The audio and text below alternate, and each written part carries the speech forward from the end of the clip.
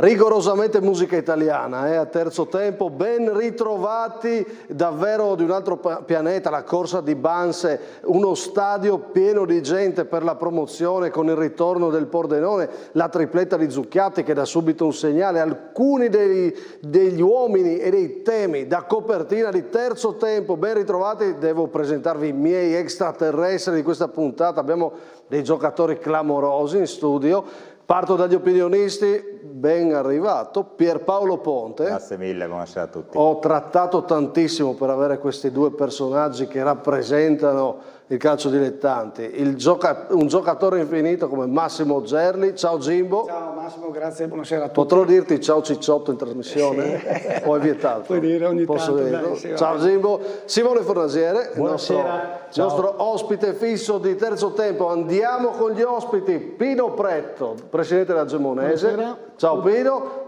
Michele Pagnucco, allenatore della Profagania. Buonasera. Adesso io vi chiedo, perché apro sempre con una domanda, allora, gli extraterrestri nel mondo dei dilettanti, fatemi almeno un nome. Pierpaolo Ponte. Guarda, non ho bisogno di andare tanto lontano, basta che mi sposto un po' sulla mia destra. Jimbo Gerli in campo a 52 anni. Sì, da protagonista, io ci ho giocato contro la prima volta che lui era a Fagagno o San Daniele, non mi ricordo, io a Palazzolo ci ho fatto gol da 30 metri, era il 2000 o 2001 e ci ho giocato contro un paio d'anni fa dove eravamo tutti e due vecchi e lui era ancora dominante, quindi extraterrestre vero. In studio ho un extraterrestre dilettanti, dimmi il tuo. Io, va bene, ringrazio Pier, però vado indietro di un po' di anni, che forse tu avevi 15-16 anni, e vado indietro nell'84-85. No, perché mi dai così vecchio? No. Si ricorda, dico, due nomi ti do, tu non conosci sicuramente, Massimo Carnelutti e Riccardo Della Rovere. Perché? Perché sono due personaggi che mi hanno trascinato in questa vita calcistica. Ok. E dopo, in caso, dopo ti spiegherò se c'è tempo. Avremo tempo. Sì. Avremo tempo. Simone Fornasiere. Ma no, io resto più sul moderno, ti do anche la mia spiegazione, io dico un giocatore che negli ultimi anni per me è stato un extraterrestre dilettante ed è Davide Gregorutti. Buono. Perché io ho avuto sempre l'idea che lui quando voleva vincere la partita scendeva da un altro pianeta e vinceva la partita da sola, quindi per me Davide Gregorutti. Sono d'accordo. Pino, vai, sono curioso. Siccome sono più di 30 anni che faccio il presidente, devo dirtene tre, uno per decennio, no? Ci sta, dai, va bene. Beh, il primo sicuramente è Bacio Damiani. Okay. Secondo me Bacio Damiani è inarrivabile per tutti gli altri nel nostro calcio dilettanti. Non esiste uno più forte di Bacio Damiani. Buono, e questa è la mia convinzione. No, ci sta. Il secondo, secondo me, è il nostro Stampetta, perché fare 10 anni nella nostra società è arrivato con umiltà dalla Serie C, se vi ricordate, ha fatto 10 anni con noi e ci ha insegnato tante cose, soprattutto a crescere a livello societario. Il terzo l'ho avuto l'anno scorso, questo è veramente un marziano arrivato a Gemona e è tornato ad andare, è dato solo un momento del suo saggio, che è Aris Zarifovic, che giocava nell'Olimpia Lubiana, 189 presenze in campionato di Serie A Lubiana, ed è capitano, fatto la Champions League. Un difensore centrale che non è per me il massimo della vita, perché io amo gli attaccanti, cioè, però dovrei dire anche Omar Rossi, che è sempre stato uno di quelli adesso che non allarghiamo, mi piacciono quelli lì, no? Però questi sono i miei 3 giocatori. Va bene, Pagno. No, il Pres mi ha rubato l'idea di Baccio Damiani, che è uno dei 3 che avevo in mente, poi il Giorgi del Monfalcone, quando voleva vincere le partite, era abbastanza estroso, quando decideva lui era uno che decideva, e poi vabbè, Neto Pereira per me è stato il giocatore che mi ha impressionato di più, averlo affrontato, insomma. Quanti nomi potremmo fare a terzo tempo? Vi ricordo che noi inizieremo, stasera restiamo nel periodo recente a raccontarvi storie, andremo a ripescare dal passato. Faccio la solita domanda, prima di iniziare con i tantissimi argomenti di questa serata, vi interessa che vi dica anche il mio o no? Certo. Ok, no, non so, perché non lo so, magari voi non interessa. No, io potrei fare tantissimi nomi, ve ne dico uno che lo leggo però alla mia trasmissione, no? Per come ho parlato di calcio e non solo, per quello che è in questo mondo dei dilettanti, Stefano D'Agostini. Quindi il Dea per me, per come ho vissuto, ho imparato calcio da lui, è stato se il dicevi mio Francioni me ne andavo, ho temuto per un attimo. Franzo fuori categoria. Me ne andavo. Fermi lì, cominciamo dalla Serie D. C'è un tema, ragazzi, miei opinionisti, voglio la vostra opinione. Qua non ha ancora vinto nessuno, abbiamo 3 regionali, non hanno vinto. Allarme, ospite al nostro spazio della Serie D il direttore sportivo del Chiejon, Simone Vido. Sentiamolo. Noi quest'anno abbiamo costruito una squadra, abbiamo cercato di costruirla con una fisicità importante, perché l'anno scorso in certi momenti e in certe fasi del campionato c'era venuta un po' a mancare, no?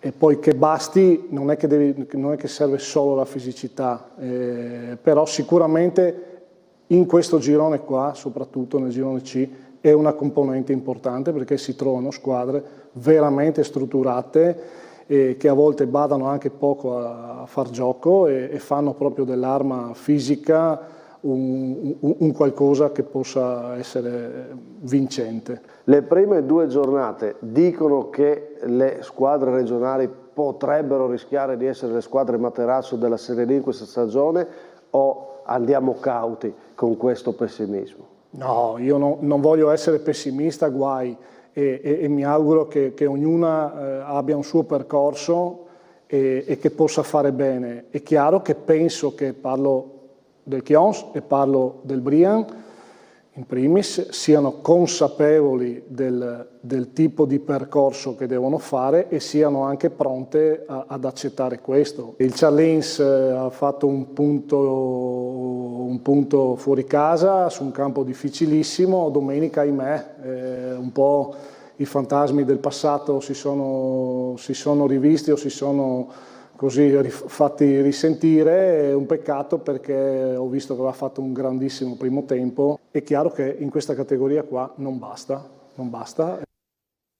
E non basta, insomma, questo è evidente. È allarme sì o no? E ditemi perché alla vostra risposta, insomma, datemi la motivazione. Parto da te lì, sì, in mezzo, caro Fornasiere. Grazie.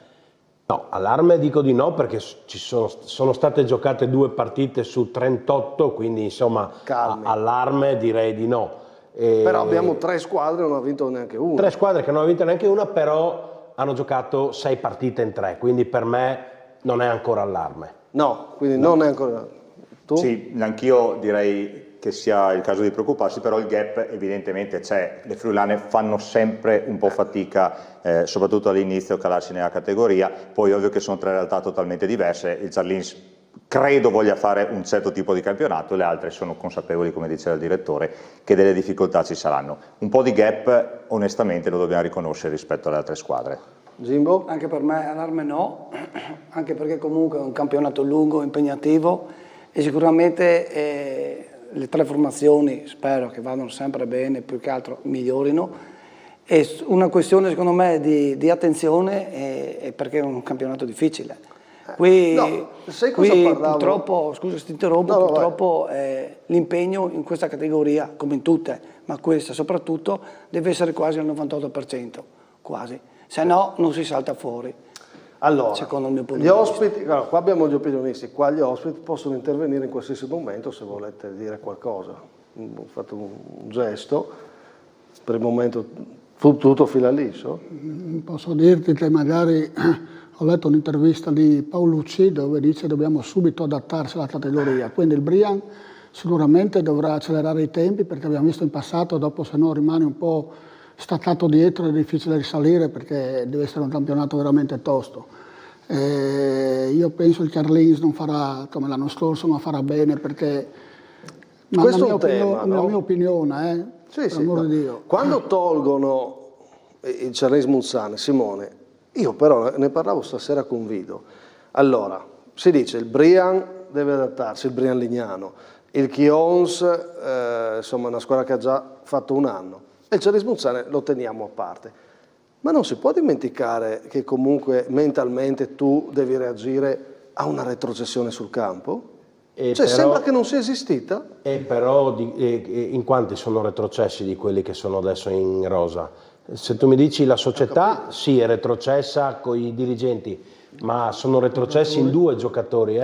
Quindi se tu chiedi a Pegollo, dico uno, se ha paura perché l'altro anno è retrocesso il Charlins, ti dice è retrocesso il Charlins, non lo sapevo neanche. Sì, forse. ma voi tutti la togliamo per un diritto acquisito da un punto di domanda. No, anche da esperienza di categoria, secondo me, perché loro comunque da tanti anni fanno la categoria con tante ambizioni, poi sono rimasti scottati e sai, quando rimani scottato poi tendi ad evitare il fuoco, quindi io penso che quest'anno faranno le cose in maniera diversa. La togliamo secondo me perché comunque delle 3 non me ne vogliono le altre 2, sono quelli che hanno costruito una rosa con giocatori già pronti, esperti di categoria. Poi tu mi dirai anche l'altro anno e poi sono retrocessi. No, ma adesso tolgo il paragone con l'altro anno, Simone, però 5 gol in 2 partite, ragazzi, non può essere un buon segnale. Gimbo. Io infatti do ragione a tutti e due in certi discorsi, certi concetti, però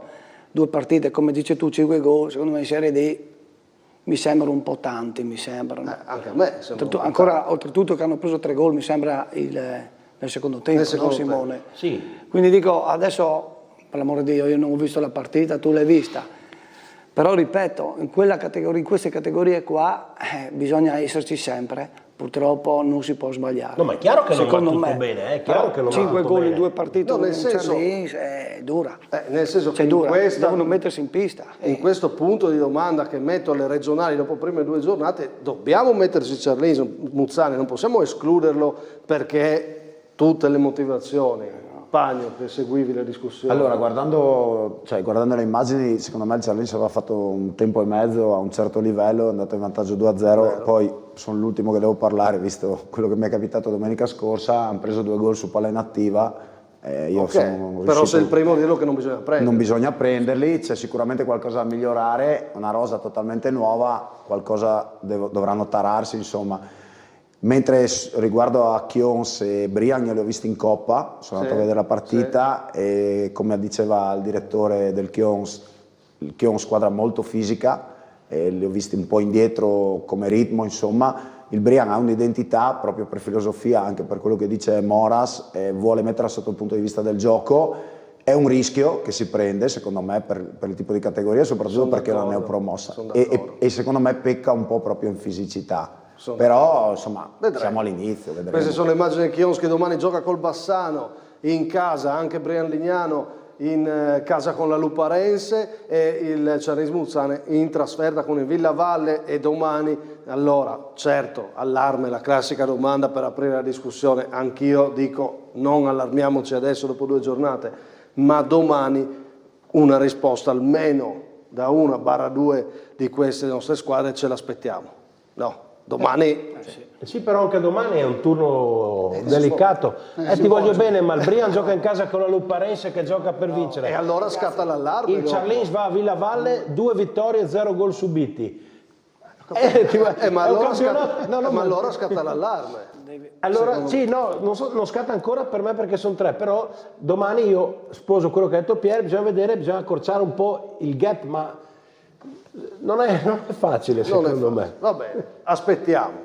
Questo per aprire con la Serie D, adesso cominciamo ad andare in tutte le categorie. Terzo tempo vi guiderà il più possibile in tutte le categorie con i nostri ospiti per nominare più realtà, per conoscere più protagonisti. Adesso è iniziata anche la promozione, quindi il nostro sguardo si allargherà sicuramente da stasera. Però abbiamo aperto questa nostra trasmissione dicendo gli extraterrestri di questa giornata. Abbiamo visto tantissime belle giocate, alcuni veramente hanno dimostrato di essere forse di un livello superiore per la loro categoria.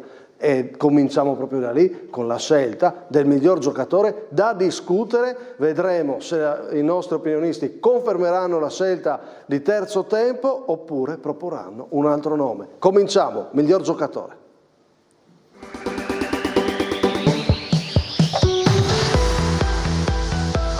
Corre, fa assist, fa gol e difende. Rover Banse, chiamato da tutti Olli, e sì, come il personaggio più amato dei cartoni animati. E la New Team lo scritturerebbe di sicuro, ma intanto se lo gode la Sanvitese.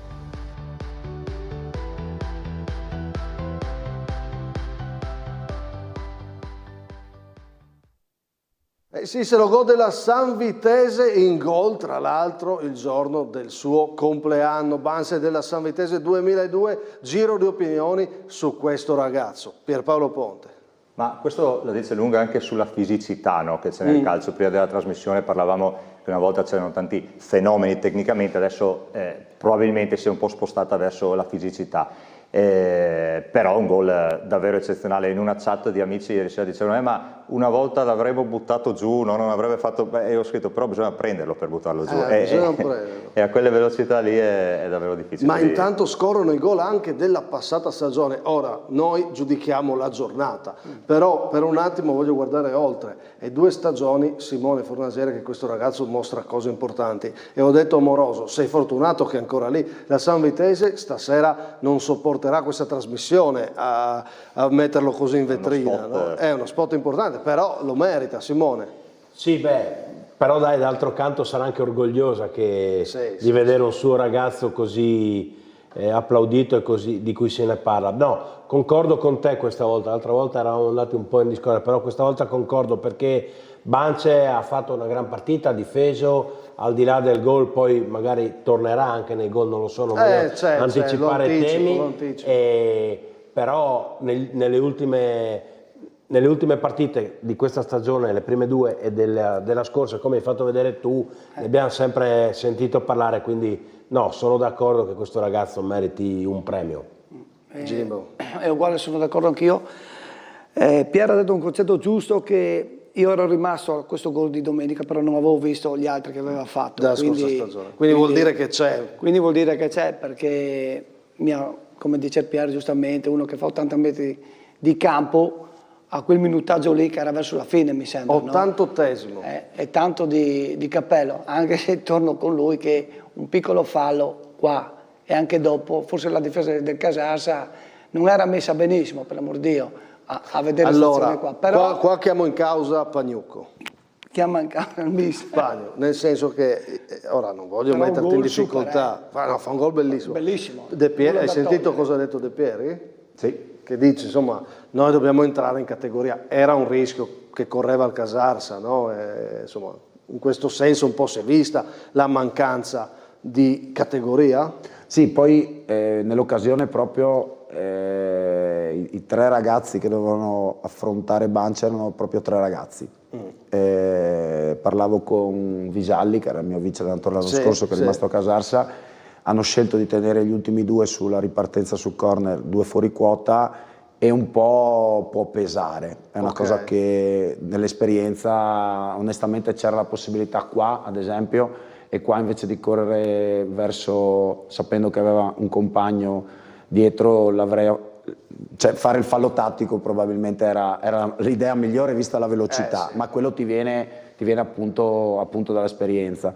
Io guardando queste immagini mi devo un po' preoccupare, visto che lo affronto domani. Domani sera, Esattamente. Forse vengo a trovarvi. È un bel test per voi? Direi di sì, mi hanno parlato di una squadra fisicamente strutturata, ma la conoscevo perché abbiamo fatto 2 amichevoli l'anno scorso, e che ha una bella gamba. Speriamo che Bance tra il gol e il compleanno abbia festeggiato alla grande e che magari domani si faccia trovare impreparato. Insomma. Domani, poi arriviamo alla scelta del miglior giocatore, ma alterniamo anche attualità. Domani secondo me in eccellenza ci sono dei test importanti. Faccio un esempio: voi andate a San Vito al tagliamento alla ricerca di punti, l'UFM sfida il Gorizia, insomma sono solo 3 giornate, ma quanto può aiutare questo infrasettimanale a dare dei segnali, Pagno? No, tantissimo. Noi veniamo da una prestazione che onestamente dovevamo raccogliere di più in queste 2 giornate per le 2 partite che abbiamo fatto. È chiaro che se poi prendi 3 gol su calcio d'angolo come ci è capitato a Tamai consecutivi c'è poco da recriminare, bisogna svegliarsi e la prestazione la dimentichi. Come ho detto, poi ne parliamo. Sabato dopo la partita col Gorizia mi rimangono negli occhi le prestazioni, mi rimangono che i ragazzi hanno preso una buona strada. Però questo è un gruppo che viene da una stagione difficile, che ha bisogno di autostima. L'autostima la trovi trovando la prima vittoria. Certo. È quello di cui abbiamo bisogno fondamentalmente. Chiedo alla regia, se possiamo, se no lo mostriamo dopo il prossimo turno, visto che l'ho accennato, se riusciamo a a mostrarlo rapidamente, altrimenti ci pensiamo dopo, perché eccolo qua, l'hanno recuperato subito. Se mi togliete solo, scusate solo un attimo il titolo, ecco, vabbè, i loghi. Ormai dico tutte le partite per chi non conosce perfettamente i loghi. Domani ore 20 Maniago, Vajont, Fontanafredda, Chiarbola, Ponziana, Cras, Codroipo, Casarsa, un altro derby per il Casarsa, Pro Gorizia, UFM, Rive Flaibano, Muggia 1967, San Luigi Juventina, San Vitese Pro Fagagna, Tolmezzo, Fiume Veneto Bannia, e alle 20:30 Tamai Azzurra. Simone Fornasiere, quale partita secondo te è più delicata? Pro Gorizia UFM è delicata per tanti motivi, perché insomma la Pro Gorizia sono partite tutte e 2 un po' col freno a mano tirato. Il Monfalcone però ha già affrontato anche il Tamai, che è la favorita. Gorizia ha fatto 2 pareggi, un po' poco atteso quello all'esordio col Casarsa. Però se ti devo dire una partita, per me Rive Flaibano Muggia domani sera è delicata. Rive Flaibano come l'UFM, 0 gol fatti, almeno l'UFM può dire non ne ho neanche presi però Rive Flaibano, io l'ho detto il martedì scorso, l'ho scritto anche stamattina, rischia di fare un'altra partenza pericolosa come l'altro anno. Anche qui non è allarme, ma se dopo 3 poi col Muggia è uno scontro diretto, perché il Muggia arriva dalla sconfitta nel derby col Chiarbola, c'era il presidente scorsa settimana, quindi ti dico che quella lì è... L'aggiungiamo. Avete letto, no? Giovedì, poi alle 19:30 tutti i gol. Vi parliamo di questo turno infrasettimanale tra Serie D ed Eccellenza. Bene, miglior giocatore Banse, ma andiamo a vedere se viene confermato, se vogliono farmi cambiare il nominativo. Simone lo conferma? Lo confermo, però ti posso fare una battuta. Tu hai detto prima che lo chiamano Olli, che nella New Team ci avrebbero pensato, però lì c'era il campo concavo, no? Avrebbe fatto fatica. Vi ricordate che il campo era in salita? E quindi però confermo la tua scelta. E non era male, perché visto che abbiamo una trasmissione bella lunga potevo farla durare con Banse, alla Olli e Benji. Ponte. Confermo anch'io, secondo me ce l'avrebbe fatta anche con il campo, con la cunetta, perché con quel passo lì era veramente devastante. Quindi confermo anch'io. Banse. Devo aggiungere solo 2 nomi perché era giusto farlo con delle immagini. Toffolini del Codroipo, guardate qua, Simone è partito alla grande. Allora ringrazio il Cras per le immagini che almeno ci fanno vedere come ha trovato questi gol assist di Bertoli e diagonale, ma vi avvicino poi l'immagine, ma il secondo aggancia la palla, adesso si avvicina a questa immagine, qualcosa vi potrà aiutare di più dopo l'esultanza. Aggancio con questo stop e girata. Adesso Toffolini è partito alla grande. Capocannoniere, ma io l'ho votato anche martedì scorso. Infatti. Miglior gol? Miglior gol l'avevo votato. Ero indeciso, volevo dire miglior giocatore, perché anche lui partenza davvero importante. Lui però il Codroipo 2 punti, per fortuna Sì. c'è Toffolini, quindi È vero. anche lì... Comunque lui di questi gol qua, secondo me ne farà tanti quest'anno, perché se in area di rigore si gira, è fisico, e spostarlo è difficile, Piero. Può anche testimoniare, essendo un difensore, quindi si troverà molto spesso a fare questi tipi di gol qua. Siamo sempre alla ricerca di attaccanti, ben vengano queste giocate di questi attaccanti, Pier, da difensore. Questo è proprio un gol da attaccante, no? Sì, Quindi, sì. con il perno, il movimento proprio da attaccante. Poi la battuta che facciamo con Jimbo prima della trasmissione è che magari anche i difensori non marcano più ferocemente come una volta. No? Questo è un punto, Sì, secondo me, di attualità. No? Comunque spostarlo. No, certo. Ora che è un torello, Sì. E poi faccio un altro nome in promozione, comunque l'impatto della Varian Mortean con Zucchiatti. I 3 gol di Zucchiatti danno un segnale, no? Insomma, è un giocatore importante, quando sta bene fa la differenza. Che poi l'anno scorso si era anche parlato, no? Perché si diceva da quando è arrivato Zucchiatti non ha dato quel qualcosa in più per cui l'avevano preso da Rive Flaibano, no? Mi pare che era andato. Quest'anno si è presentato già con una tripletta. Era giusto sottolineare anche questi tripletta di qualità. A proposito di gol da attaccante, questi sono veramente dei bei gol. Dei bei gol. Poi il tema è sempre quello, le difese devono rodarsi, devono prendere le misure, però intanto questa giornata ha messo in mostra giocatori, squadre e tante belle giocate. E allora adesso parliamo della miglior squadra. Qua voglio vedere che cosa mi direte. Vi do un indizio, chiamerò in causa Pino Pretto. Miglior squadra, vediamo.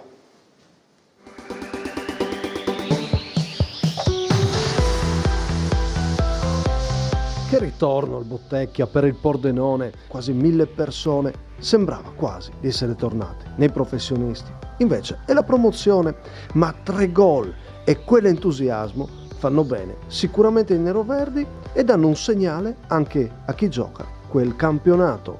Le firme di Lisotto, Filippini e Facca per la prima vittoria stagionale. E che vittoria! Pordenone, che notizia di oggi, arriva anche Davide Borsato, un nuovo giocatore. Possiamo far vedere le immagini di Davide Borsato con un nuovo acquisto per il Pordenone, quindi che si rinforza ulteriormente la squadra neroverde. Allora, arrivo per chiedervi cosa ne pensate, però prima glielo chiedo a Pino Pretto. Diciamo che innanzitutto non è neanche semplice per loro mettere vicino una squadra e subito far bene e mettersi così a primeggiare. Certamente domenica noi siamo stati un po' spuntati, questo è da dire. Non stava bene Sokanovic? Non stava bene Sokanovic. Vediamo un po' di immagini di Gemonese. Posso dire, avete creato poco, Abbiamo no? creato poco rispetto all'anno scorso, al gioco che facevamo l'anno scorso. Però partiamo sempre un po' in sordina, anche l'anno scorso abbiamo perso tanti punti all'inizio. Però devo dire anche che secondo me Campaner è la salunga del campionato che ha vinto e diciamo che non ho visto una squadra forte quanto il Fontana Fredda dell'anno scorso. Però bisogna anche dire che la squadra è la prima partita che fa al di là della troppa e sicuramente ha gli uomini per poter fare molto bene. Adesso un attimo sulla Gemonese invece, un po' senza attaccanti vi siete presentati, Sì, no? perché purtroppo Sokanovic è in ritardo di condizione, non ci è arrivato il transfer dalla Polonia di un altro attaccante che abbiamo e quindi stiamo aspettando che e quindi abbiamo giocato con 2 ragazzi del vivaio. Ultimamente fai acquisti internazionali, bisogna anche allargare la visione. Sì. Cerchi questi perché sarebbe un discorso lungo, perché se posso fare. Allora, se parliamo non della Gemonese, ma del Gemonese, inteso come tutto il territorio, non c'è un giocatore di eccellenza, posso dirti Persello che è andato a abitare a Verzenis, l'abbiamo perso, posso dirti Ursella che gioca con noi, posso dirti Nicoloso Luca che gioca a Chiarles Mozzane. Però in tutto il territorio non c'è un giocatore di eccellenza / promozione. Ok. Se mi dite uno, vi dico bravi, l'ho perso Uno io. potrebbe dirti devi formarteli. Sì, potrei informarmi, ma no, dovete dirmi uno. Che gioca dei discorsi lunghi, ogni tanto con Massimo faceva questo ragionamento, una volta anche nei paesi si formavano i giocatori, quindi magari non era d'eccellenza il primo anno, ma con il tempo poteva diventare. Nostra, però vi dico la situazione. 2023-24, non parlo di quest'anno perché è tutto da vedere, no? Siamo a stonna giornata. Il territorio gemonese, Tercentina, non parlo di un paese, parlo di Tercentina che ha 10.000 no? abitanti. Sì. Ultima categoria regionale, l'anno scorso. È vero, è vero. Riviera, che sono nati su quest'anno, ultima categoria regionale. Osoppo, ultima categoria regionale. Trepodrande, ultima categoria regionale. Coloredo di Montalbano, ultima categoria regionale. Cassacco non esiste più. Artegna, ultima categoria regionale. Venzone non esiste più. Maiano, ultima categoria regionale. Lasciamo stare il Buia che sono come noi. Ferma lì. Io so che con te ho feeling quando vieni in trasmissione perché sei bravo e io sai con chi ho parlato ieri, un minuto, con il presidente della Buiese. Sentiamo Peretto, presidente della Buiese. Non ci siamo messi d'accordo. Io ho iniziato Buia 4 anni fa, abbiamo dovuto fare un grande lavoro anche nel settore giovanile, siamo anche una società che è adesso tutta la trafila, abbiamo allievi in regionali, juniores e regionali, la prima squadra in promozione. Il mio progetto è portare comunque la Buiese in eccellenza. Portare in eccellenza da qua al prossimo anno, è un programma quest'anno e il prossimo anno. Crescere soprattutto anche nel settore giovanile e fare un settore giovanile importante che dia benzina insomma alla prima squadra. Anche quest'anno abbiamo portato ben 5 dei nostri in prima squadra. Un messaggio al presidente Peretto che è in studio con noi, la sfida con la Gemonese, com'è questa rivalità? Intanto saluto il presidente, grande presidente da tanti anni. La Gemonese è sempre una grande squadra, sarà una grande sfida come sempre. Noi abbiamo qualcosina da recriminare dallo scorso anno, speriamo quest'anno di riprenderci quello che ci è mancato l'anno scorso, però affrontiamo sempre una grande squadra. Com'è, ti chiedo che te la rivalità? Io per dire era 27 anni che non giocavamo con la Buiese. Infatti basta. Sì, questo lo dici con orgoglio. L'anno scorso è stata la prima volta dopo 27 anni che non giocavamo con la Buiese. Per dire, nel mezzo di tutta questa crisi c'è Peretto. Esatto. C'è Peretto, c'è almeno questa sfida che serve, no? Se no, perché ti ho fatto la situazione infatti. Del calcio del Gemonese, e quella è. È che quest'anno... Dopo sarà anche colpa nostra a livello di vivaio, perché... No, ma sono filosofie. Pino, tu dici, una... io cerco dei giocatori magari anche formati, pronti per una categoria, gli altri magari ci vuole tempo, ma sono anche storie diverse, sono momenti diversi, ognuno ha la sua filosofia, non è che dobbiamo stare qua a dire cosa fare a un presidente, ci mancherebbe altro. È per dire che tu segnali un problema e poi segnali anche come cerchi di trovare una soluzione. Detto questo, però... Buiese, Gemonese, adesso dobbiamo dire se il Pordenone è la miglior squadra, nel girone del Pordenone, come la mettiamo in questo girone? Con le retrocessioni? Tanto ci sono 7 retrocessioni. Ma tu hai paura? No. Sì? Io ho paura. Perché lì basta un attimo, no? Perché metti che abbiamo detto adesso delle difficoltà della Serie D, no? Può darsi che capiti anche che venga giù 1/2. Speriamo di no, nessuno, no? Però tu quel conto lo fai. Però tutti fanno quel conto lì. Se viene giù 1/2, vanno giù 8/9. Togli il Pordenone, siamo in 10, deve arrivare... allora, l'anno scorso la classifica era Fontana Fredda, Casarza, Forum Iuli, Gemonese, Oltre e Unio Martignato. Questa è la classifica.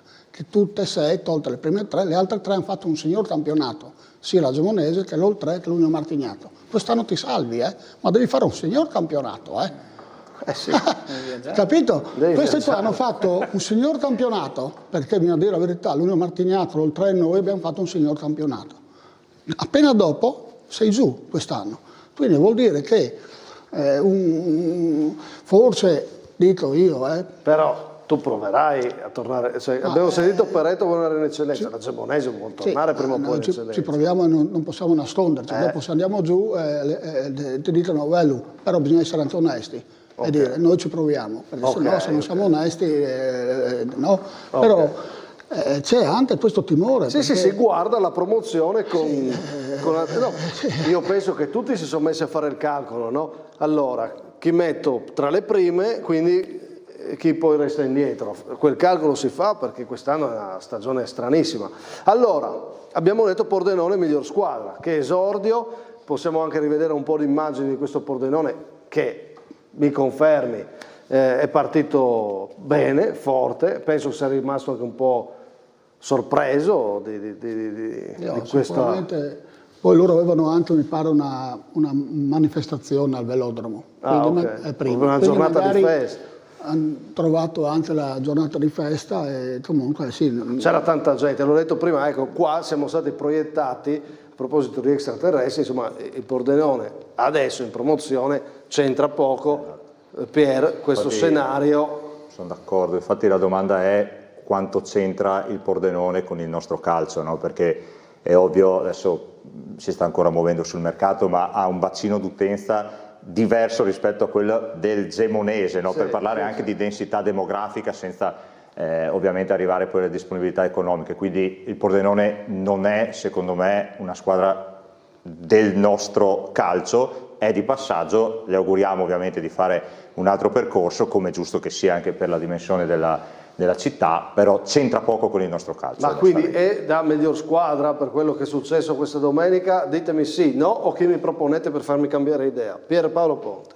Ti dico di sì per il risultato, ma non cambio idea su quello che ti ho detto prima, c'entra poco. Però me la lasci per te la questa lascio. settimana. Fornasiere. No, non ti illudere che posso essere troppo d'accordo con te, ti dico di no. Potrei dirti di sì, come dice Pier, per il risultato, perché in una potenziale griglia di partenza del girone A di promozione credo che la Gemonese, insomma, poi come ha detto Pino, guardiamoci anche dietro, se no dicono velu, che vuol dire guardalo per chi non capisce il friulano, però credo che il Pordenone intanto una rondine non faccia primavera e abbia vinto una partita contro una squadra che non era al completo, quindi ti dico di no. Io se devo scegliere la squadra questa volta torno in eccellenza e proprio per la storia, ne avevamo parlato martedì scorso, ti dico il Chiarbola Ponziana che vince il 7° derby in casa del Muggia e domani prova a fare 8 con il Crash. Quindi aspettiamo domani. No, però il 7° l'ha vinto, è partito bene con un pareggio all'inizio con la Juventina che è una buona squadra ed è andato a vincere a Muggia, che non è mai un campo facile, penso che anche Pino Pretto abbia fatto battaglie a Muggia, ecco, quindi io scelgo il Chiarbola Ponziana. Sappi che con me non è facile vincere come a tennis con Pagnucco. No, sì. Sono equilibrato col Pagno. Volevo farti 2 immagini, cambiavano canale subito, dai. Sì. No, ma l'ultima no, si divertiva. Pagno, secondo te mi hai dato una buona motivazione per farmi cambiare idea, Fornasiere, come la vedi per la miglior squadra? Io ho un'idea ancora diversa. Vai, dimmi. Io direi San Luigi primo in eccellenza dopo due giornate, gli darei un'importanza, anche perché ha affrontato il Tolmezzo che non è mai semplice ed è andato a rimontare a Fontana Fredda sul campo B per le note vicende insomma, del Tognon. E dopo 2 domeniche io penso che ne fosse impronosticabile per tutti vedere San Luigi primo in eccellenza, quindi il lavoro di Pocecco secondo me sta dando risultati dopo che è salito in corsa insomma, l'anno scorso. Sì. Allora, io ascolto che gli ospiti ovviamente hanno potere decisionale gli opinionisti, ho in mano però questa non mi messo nel Chiarbola Ponziana e c'è Jerry. No, ti ho lasciato lì proprio perché hai un peso specifico. Allora, posso dirti che ti do ragione, ma ti capiterà in più trasmissioni dare ragione al Pordenone sicuramente, perché è attrezzata per fare il salto e si metteranno ancora in moto. Però una cosina vorrei dire, andare verso le mie parti, che ti dico Fiume Veneto, Azzurra Premariaco. C'è l'Azzurra Premariaco? Azzurra, sì, l'Azzurra. Un bel nome. Azzurra perché ha fatto secondo me un risultato buono a Fiume, ha fatto un pareggio in casa sul sintetico, anche se magari lì c'era qualcosa da dire, però secondo me il lavoro di campo, che io non conosco, però ti garantisco che dalle mie parti, dicono tutti che un allenatore preparato e tutto, qualcosina anche all'Azzurra, insomma, lo darei. È un bel nome. Per un dubbio anch'io, comunque. È un bel nome. A me ha convinto Pagno invece, perché effettivamente su San Luigi si può dire tante cose.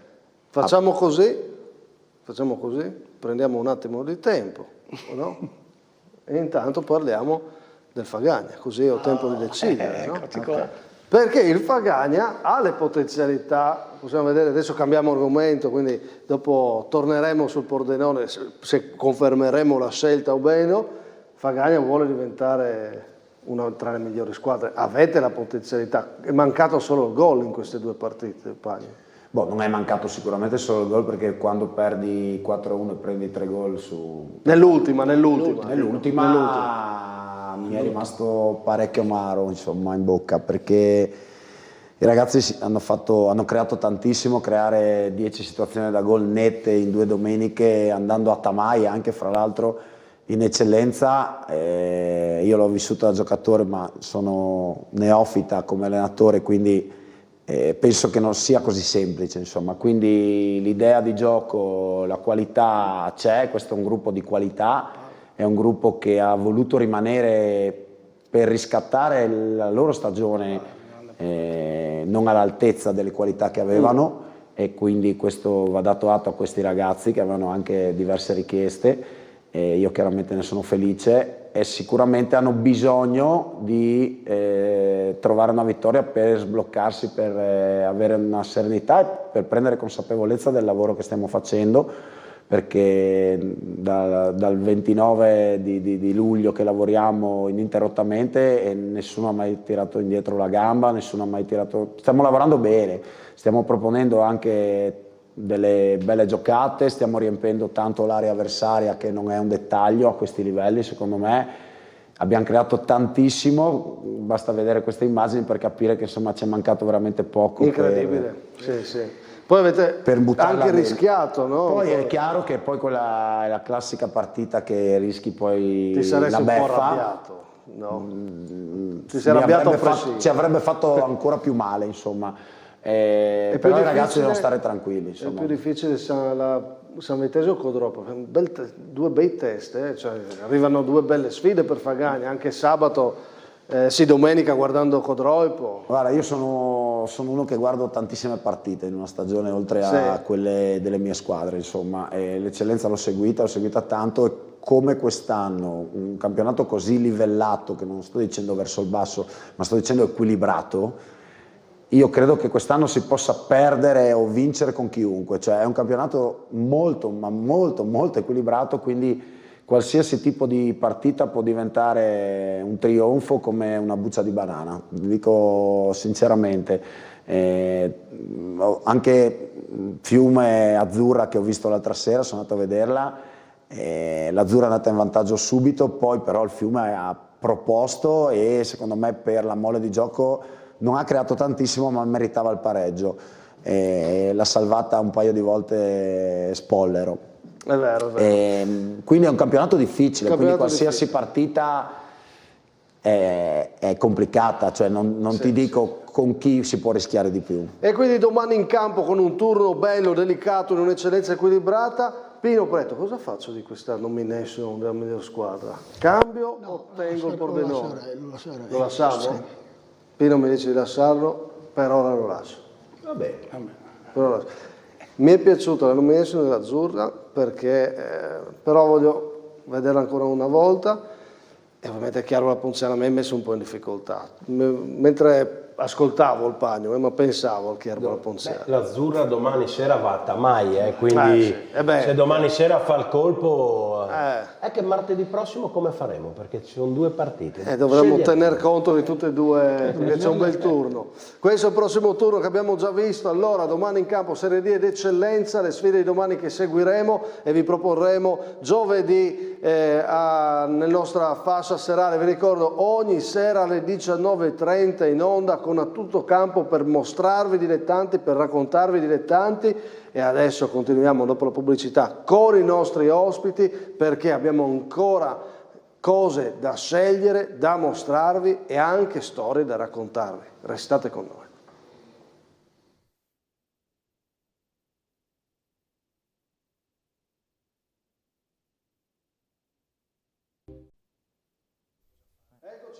Eccoci qua, continuiamo con terzo tempo. Abbiamo scelto, ovviamente abbiamo parlato di tanti argomenti, cerchiamo di ragionare anche cos'è successo nel weekend, ma abbiamo scelto il miglior giocatore, Bansi della San Vitese, miglior allenatore, miglior squadra, il Pordenone per questo super esordio davanti alla sua gente, questo Pordenone che è tornato a vedere calcio al Bottecchia. Vero quello che mi ha detto Geppi, probabilmente li vedremo spesso protagonisti, perché come ha detto Ponte non c'entrano molto con la categoria come concetto, però insomma questo esordio aveva anche una storia dietro e mi piaceva raccontarla. Tu hai nominato il San Luigi e il tema è qua, non l'ho scartata perché miglior allenatore parliamo proprio di Poceco.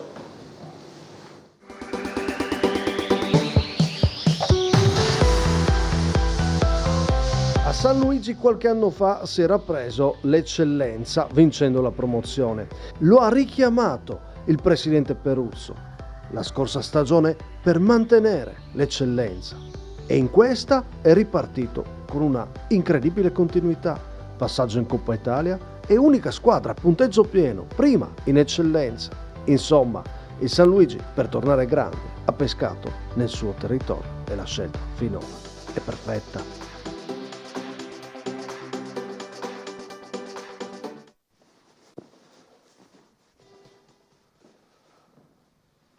Ecco qua il San Luigi che diceva Pagnucco, no? Unica squadra a punteggio pieno. Ti ha sorpreso? Sì, onestamente sì, non per l'identità che è sempre forte, lì a San Luigi poi il ritorno comunque di Carlevaris è un lusso secondo me per la categoria e hanno preso un allenatore che ha fatto praticamente tutta la carriera da giocatore lì, quindi conosce molto bene l'ambiente e siccome è una società che vive molto sul settore giovanile, avere un allenatore che conosce la filosofia del presidente, della società non è un dettaglio e probabilmente Max sta facendo anche un super lavoro.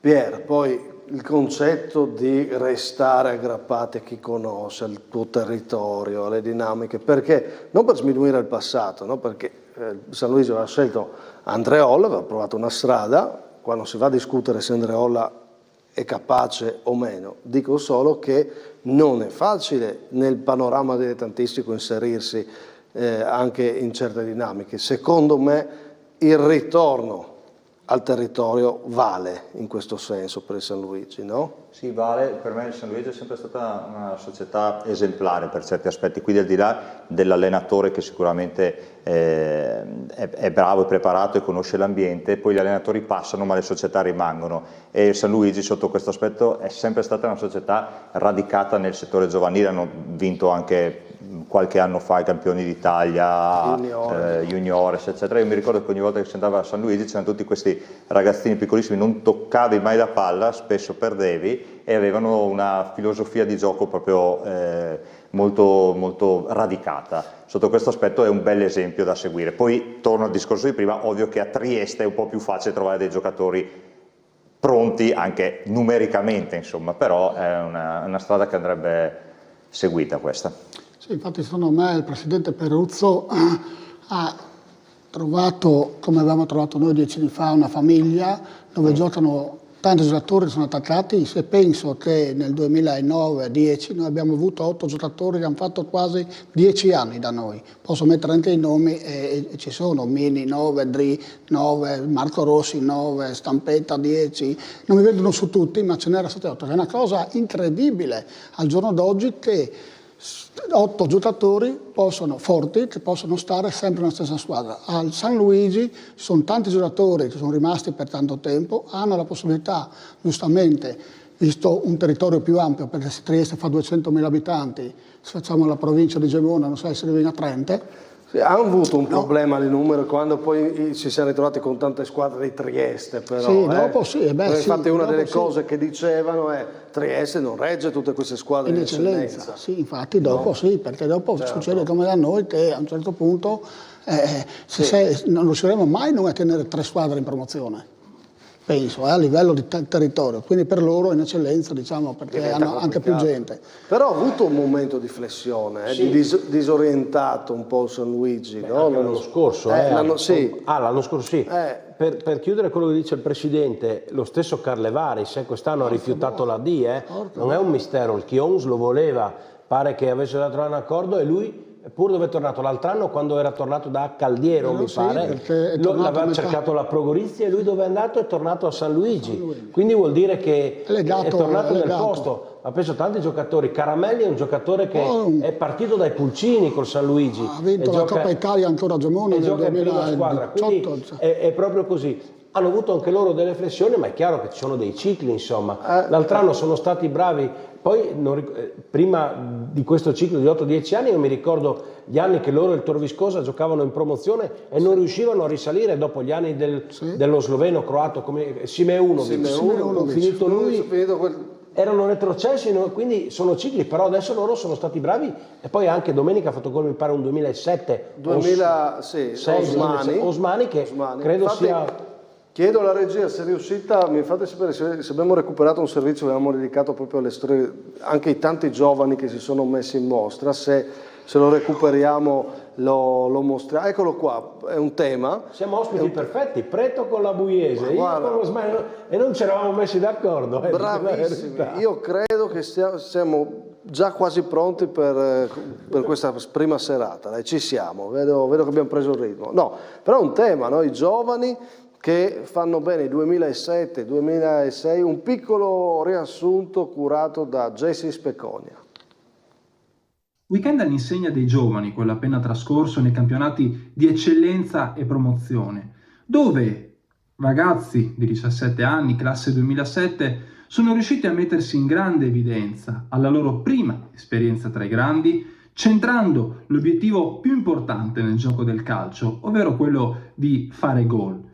Partiamo a tal proposito da Gabriele Osmani, attaccante del San Luigi, un passato nelle giovanili da Triestina, in rete sabato nel match vinto dai biancoverdi triestini contro il Fontanafredda per 4-3. Un altro giocatore che di ruolo fa il trequartista o comunque l'esterno offensivo è Mattia De Benedetto, giocatore che già nella scorsa stagione aveva avuto modo di esordire in promozione con la maglia del Torre e che quest'anno invece si sta ritagliando un ruolo sempre più centrale. Domenica, nel match contro la Buiese, De Benedetto ha trovato il suo primo gol in maglia Torre. Altri 2 giovani classe 2007 da tenere sotto stretta osservazione sono 2 difensori, Alessandro Dovier e Alberto Dri. Il primo un difensore centrale, il secondo un terzino. Entrambi hanno trovato la loro prima soddisfazione tra grandi al loro esordio da titolari in prima squadra e, curiosità, entrambi hanno segnato di testa rispettivamente contro la Manzanese e contro il Sevegliano Faullis. Non solo 2007 ma anche 2006 in grande evidenza.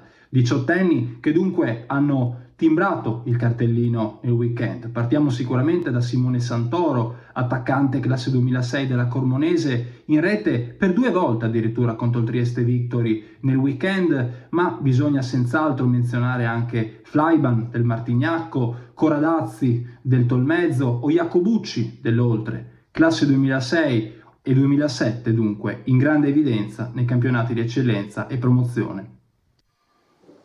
Alcuni nomi, no? Poi insomma che siamo andati a pescare, ma per sottolineare vi ricordo che il giovedì, a parte questo giovedì che è dedicato alle partite dell'infrasettimanale, andremo a cercare di raccontare questi ragazzi, queste annate che giocano nei dilettanti con Jacopo Puntin, e ringrazio invece per questo servizio Jesse Specoglia. Quindi attenzione ai nostri appuntamenti serali, noi oggi siamo qua in prima serata che prendiamo e mettiamo tutto insieme per dare visibilità, per commentare. Però gli appuntamenti serali poi hanno una loro identità e cercano di andare a toccare i diversi temi che i dilettanti ci propongono. Bene, ritorno però al miglior allenatore, perché ho fatto questa digressione parlando di Osmani, che tra l'altro nella clip non è tanto il gol, che è stato anche fortuito sul rimpallo con Mason, portiere del Fontana Fredda, ma quel bel duetto con Carlevaris, no? Da lì si vede anche una bella sintonia con uno dei talenti principali del San Luigi. Quindi Pocecco, miglior allenatore, lo confermate o volete farmi un'altra proposta? Gerli.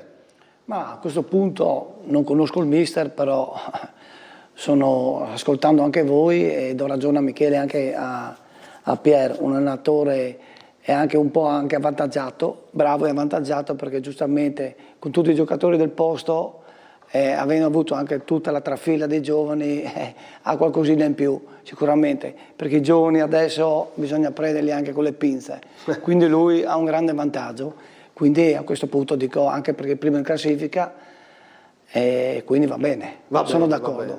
È significativo che sul gol sono andati ad abbracciarlo, no? No, ma è un tema Pocecco, secondo me. Io me lo ricordo da giocatore che era un difensore Arcigno Pagno, vero? Batteva come esatto.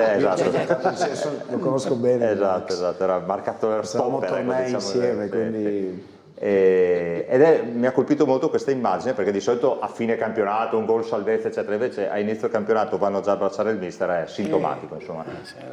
Ringrazio Pier che mi ha rubato quello che avevo pensato di dire mentre parlava Gimbo, perché avevo visto anch'io l'immagine. In sintonia.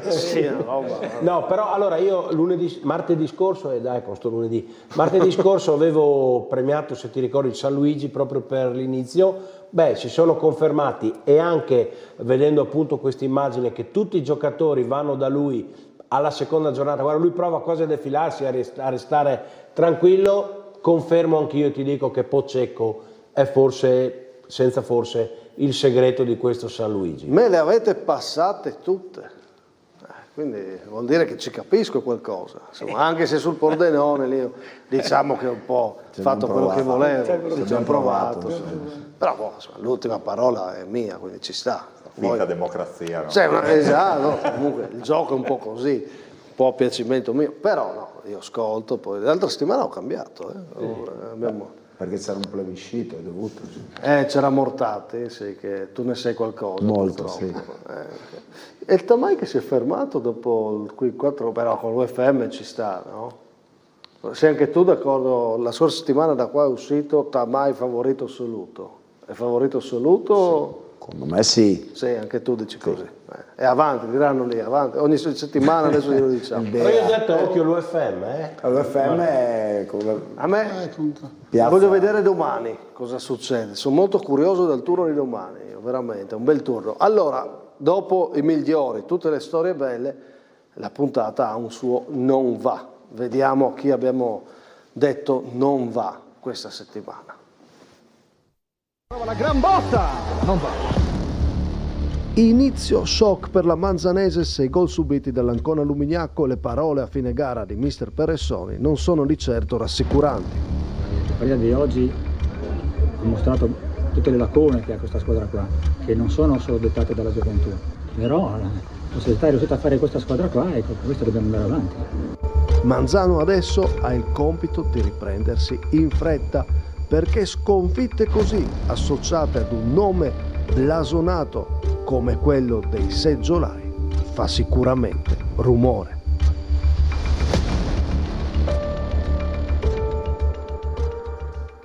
Allora, fa rumore, pare Diodato cantava, sì, no? Diodato, fai rumore. Fa rumore. 0-6 all'esordio in casa credo che faccia rumore. e penso che faccia anche riflettere la società. Magari non ce lo diranno pubblicamente, ma io credo che la sera che perdi 6-0 in casa, anche se la prima è una chiacchierata fra dirigenti, magari qui abbiamo un presidente che può dirci quello che avrebbe fatto, ma secondo me 0-6 ragazzi è un risultato che non si può sentire. 0-6 in casa non l'avevo mai subito se non col Fontana Fredda l'ultima giornata di 2 anni fa. Okay. Anche se l'ultima giornata ti rimane la ferita, perché comunque 0-6 in casa è duro da mandare giù. Dopo c'è l'attenuante della prima di campionato, magari bisogna ancora mettere a posto. E occhio che l'Ancona Lumignacco è tornato Birti, c'ha una bella squadra, a Ietri, a Zanardo. L'Ancona Lumignacco è interessante in questo girone, occhio, perché abbiamo parlato della Varia Mortean. Sì.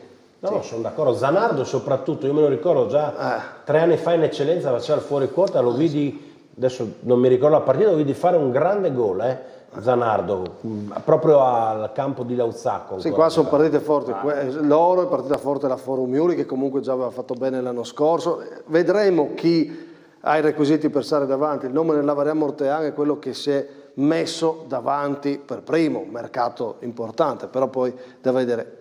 Devo arrivare anche a Jimbo Gerri, però prima voglio fare un giro di opinioni da parte di tutti, poi devo un po' approfondire con Jimbo, non voglio metterlo in difficoltà, però devo approfondire, sulle dichiarazioni di Peressoni. Che cosa vi lasciano quelle dichiarazioni? Mi ha colpito, è stata una dichiarazione che mi ha stupito, no? Perché un po' arrendevole, passami questo concetto, nel senso che comunque ha dato, io mi metto nei panni di un giocatore che ascolta questo tipo di dichiarazione e si sente inevitabilmente chiamato in causa, no? Magari in questo momento era più importante proteggere il gruppo che cercare capi espiatori. Questo è il mio punto di vista e ovviamente non ho nulla da insegnare ad un allenatore di questo calibro, però questa cosa non mi è piaciuta molto, come non mi è piaciuto, se guardate le immagini, anche il linguaggio del corpo dei ragazzi dopo aver subito questi gol, veramente trasmetteva un pessimismo abbastanza palpabile, insomma, evidente. È un rischio. Sulle dichiarazioni di Peressoni. Sono perfettamente d'accordo, se sono un giocatore dico ma come, questo va là e dice questo mi hanno dato e con questo farò, cioè no, devi motivare, devi dare tu qualcosa in più, e Peressoni è un allenatore davvero di prim'ordine per i nostri campionati, cioè non scherziamo, però per quello arrendevole è la parola giusta secondo me, anzi avrei preferito sputasse tutta la rabbia, si prendesse magari tutte le colpe lui anche se non ne ama.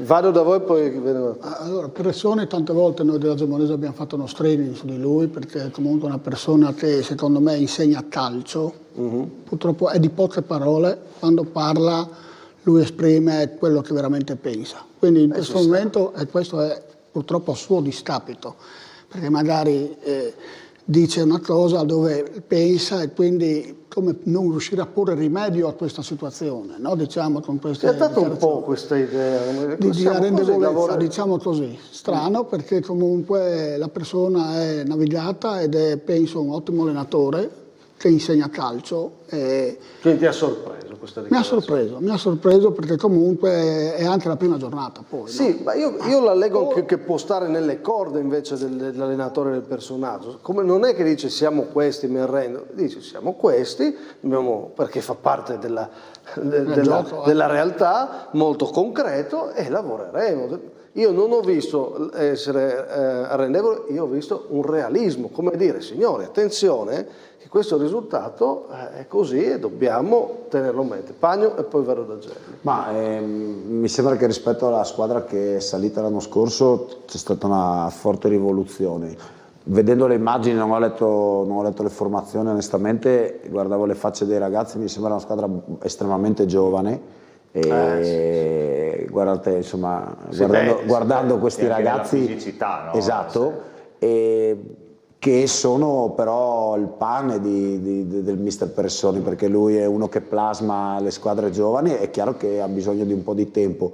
Io l'ho avuto come allenatore, ho una stima incredibile, è uno di quelli che mi ha insegnato tanto, in quel poco tempo che l'ho vissuto è veramente un costruttore, come diceva il Presidente, di giocatori. E ricordo il campionato che ha vinto a Flaibano con una squadra molto giovane di promozione davanti a tante altre favorite.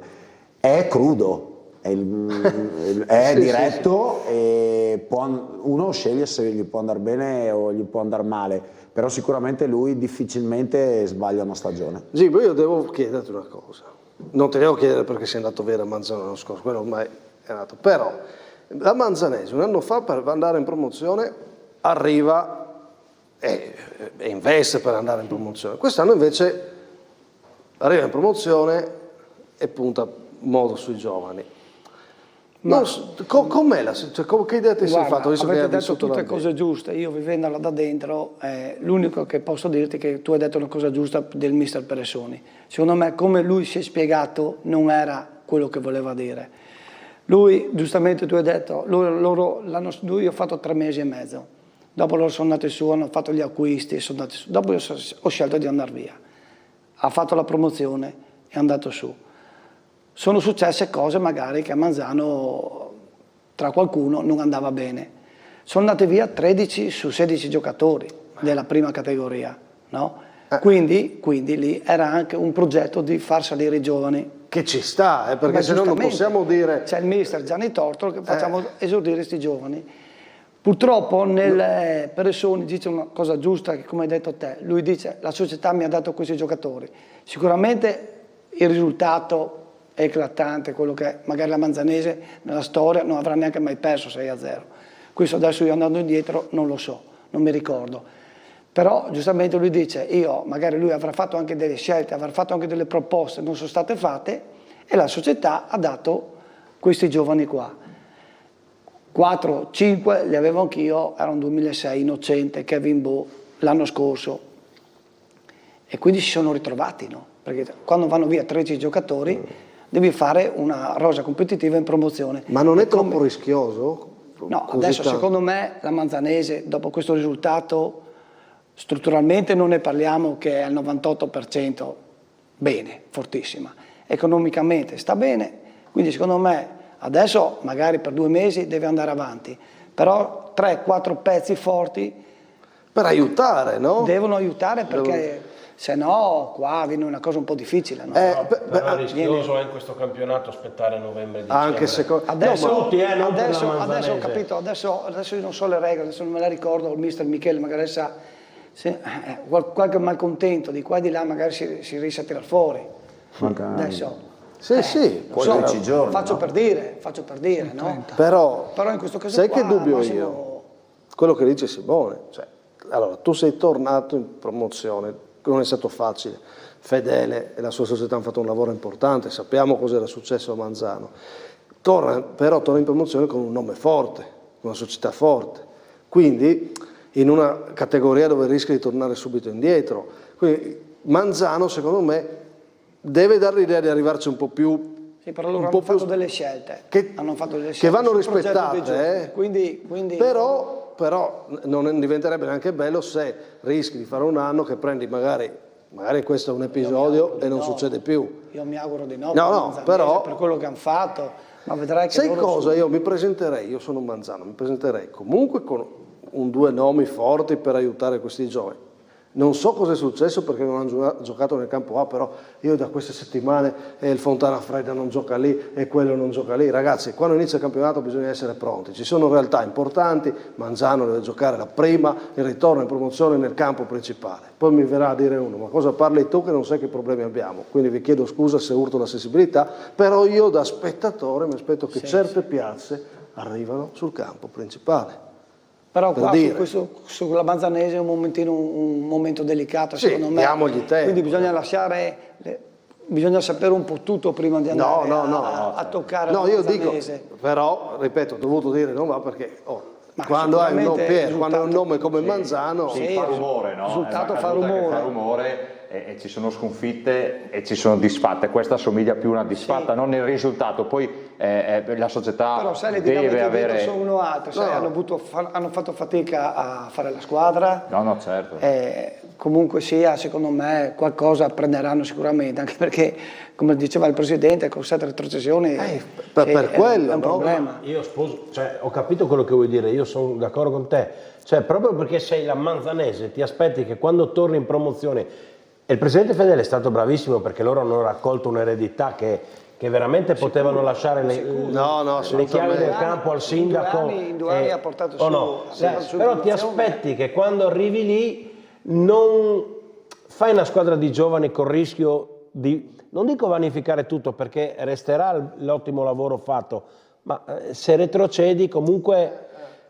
I giocatori sono stati anche interpellati dopo le scelte. Certe piazze dispiace sono diverse, perché penso la Manzanese sia, avevo visto una volta una classifica delle presenze in eccellenza, quella che ne ha fatti di più, quindi un po' la Juventus del nostro, diciamo, il nostro sistema. A livello dilettantistico. Quando non ha fatto l'eccellenza è perché ha fatto la D, non perché ha fatto la promozione. La Manzanese, diciamo, anche quando si andava a giocare là è sempre un piacere andare, insomma. No? Magari vincere le coppe.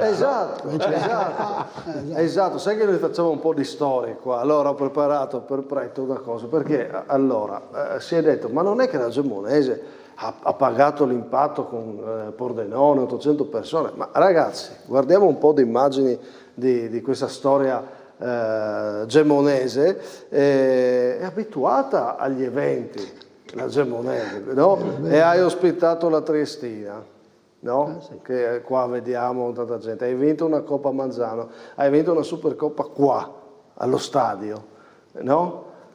Quindi insomma gli eventi, hai ospitato una Coppa che è stata la più bella detta di tutte, quindi voi gli eventi li sapete gestire. Siamo fortunati, cioè, ci capita, ma infatti stavo riflettendo prima che il Pordenone non fa parte di questo girone qua, no? Però quell'anno che c'era Triestina è arrivato prima non Falcone, infatti, non la Triestina. È stata una delle giornate più importanti queste. Sì, no, questa qui segna Marco Rossi e poi ci pareggia al 94esimo. Qui vedi, sei. Qua, sì, però ero già al 7° cielo qua. A Manzano, proprio Fornasera così, sì, non so se è bello da vedere o meno. E questa? Questo è il più bel giorno mio sportivo, chiaramente. Sì. Ha meno valore della Coppa Italia, Supercoppa, però giocare allo Stadio Friuli penso che per tutti noi dilettanti sia la massima...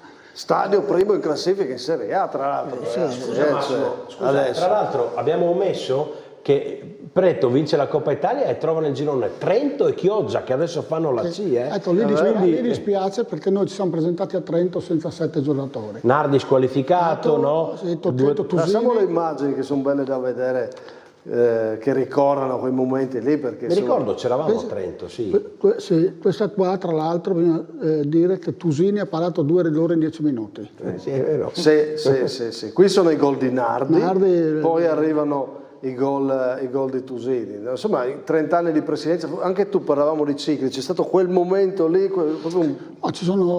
Intanto è stato un ciclo anche il primo che con Pino Tortiula che siamo andati in promozione. Certo. E poi c'è stato, perché abbiamo preso la società anche che aveva avuto 2 retrocessioni. Sì. Dopo siamo andati... Però questo è stato l'anno più alto, questo no? Qui sì, poi siamo andati in eccellenza, poi abbiamo fatto 13 anni in eccellenza e dopo per quel maledetto rigore sbagliato di Jorginho non siamo andati ai mondiali e noi non siamo andati in promozione e siamo scesi. E avete visto voi anche che anche il Tolmezzo, per dire, c'è stato un 5 anni per tornare su, perché quando si retrocede poi non è semplice tornare su subito e si pensa... Vedrete che anche il 13° avrà le sue difficoltà, perché si pensa sempre che magari con gli stessi giocatori o qualcuno che ha fatto tanta eccellenza vai giù e torni su, invece non è così. C'è un campionato nuovo, parti da 0 punti ed è dura. Ma dopo che abbiamo visto tutte queste immagini, qual è il ricordo più bello legato alla Gemonese? Adesso stiamo lavorando per esempio al campo, sembra una retorica, abbiamo fatto il pozzo, stiamo facendo l'irrigazione, facciamo il sintetico nuovo, il fotovoltaico e vado per corto, ma lo lascerò a tutti quelli che verranno dopo ed è questa la cosa che mi piace di più. E quindi guarda il futuro, non il ricordo. Sì, penso che comunque ad esempio anche la Coppa Italia, se si va in federazione che c'è il nome gemonese, penso sia il più bel ricordo la Coppa Italia, al di là della più bella giornata che è quella dello Stadio Friuli, perché ripeto, quella lì è la più bella. Va bene, ho voluto dare queste chicche di storia, no? Perché poi ogni puntata noi la chiudiamo con una storia. Abbiamo iniziato questo ciclo di mostrarvi gli ultimi campionati vinti raccontati da tutto campo con lo stile documentaristico, quindi stasera tocca al Key Homes, e però prima vediamo anche altre pillole come queste legate alla Gemonese stasera, a questi momenti che abbiamo visto. Allora, prima di andare a chiudere la nostra trasmissione e arrivare al Key Homes, però ho ancora dei momenti importanti da Quindi fare. Manzanese è confermata allora, tutti? Dai, no? non va, non ve lo chiedo, insomma, non va e va così. Ah, ok. Non c'è, solo i migliori vi chiedo di dare. ok. Il non va, ve lo metto lì, vi creo la discussione. Poi se vuoi segnalare un altro non va, No, te l'ho confermato subito. Uno basta, no? Uno basta. Sì. Miglior parata e miglior gol. Ecco qua, adesso sul finale di puntata ci divertiamo a scegliere queste giocate. Prego regia, partiamo con la miglior parata, dovremmo avere in scaletta. Eccole qua, io ne metto 3, poi dovete scegliere voi. 3-2 il Tolmezzo, Cristofori deve distendersi su questo pallone che è veloce sul sintetico, lo mette in angolo. Nicodemo, doppia parata sul rigore, con Mior gli ha parato tutto nel derby. E comunque vai a parare, torni e vai a parare anche l'altra. E Nardoni del Fagani. Pagno, a me sta parata è piaciuta, importante. Altri due su torno. Esatto. Non hai dubbi, Jimbo? Perché? Ma so già io cosa scegliere io, non ho dubbi sulla parata. Vado su Nardoni. Nardoni. Perché oltre che, come diceva Michele prima, hanno fatto per me una buonissima partita, che ero a vederla. Ah, ok. È stato impiegato, penso, 2 volte, forse su palle in uscita, su traversoni del Gorizia, e si è fatto trovare pronto a 4 minuti dalla fine, su un corner, perché lì avrebbero perso i 3 punti. Che non meritavano. Che non meritavano assolutamente. Ma visto che l'hai vista, dimmi un'impressione su Fagagna e una sul Gorizia.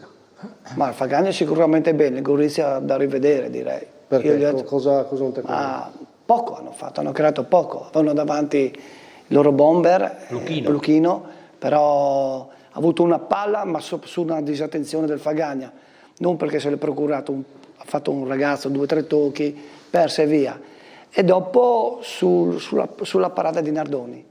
Fagagna ha avuto, come diceva Michele prima, se faceva 2-0 primo tempo nessuno diceva niente, per non dire 3, diciamo 2, stiamo nel giusto, però Nardoni ha salvato il risultato. Tu valuti la bellezza della parata e l'importanza. A 4 minuti era in fase di recupero, mi sembra, nei minuti di recupero un corner che loro avevano oltretutto già preso gol. Nardoni, scusate l'errore in grafica, Nardoni. Lì si è buttato, ha messo i piedi, direi una bellissima parata. Io vado già per lui. Fornasiere. Confermo anch'io, perché secondo me i rigori li sbaglia chi li tira più che li parano i portieri. So che non sarei d'accordo da portiere, tu ex. Però bella parata. Anche secondo me questa parata di Nardoni è tanta roba, perché resta in piedi, se la trova lì sul secondo palo, che fa anche il movimento giusto, il giocatore maglia numero 2, perché gira dietro tutta la difesa, e lui secondo me posso dire cosa ha fatto Pagno? Quando ha detto ha fatto così, credo riferito ai suoi difensori, quindi. Però per me Fabio Nardoni anch'io. E sono già 2 voti sui 3 disponibili, insomma anche in questo caso ci sono anch'io, però andiamo in caso di tilt, se andiamo a pareggio dobbiamo chiedere una mano agli ospiti. Beh, il Pagno dirà Nardoni sicuramente, no? Perché... Pagno diresti Nardoni? Suppongo. Vediamo allora, per importanza sicuramente quello di Nardoni, perché ha fatto una parata che ha evitato una sconfitta più che mai beffarda, quindi anche per le coronarie del Pagno credo che Nardoni. Poi per coefficiente di difficoltà Cristofori, tanta roba. Bella. Però vado controcorrente, per spettacolarità scelgo questa di Nicodemo, anche perché una doppia parata, poi Nicodemo gioca secondo me a 100 anni, secondo me quel ragazzo lì. Non è che è vecchissimo, ma gioca non è così vecchio. Gioca da sempre. Quindi voto lui per la spettacolarità del gesto. Allora, tu voti Nicodemo.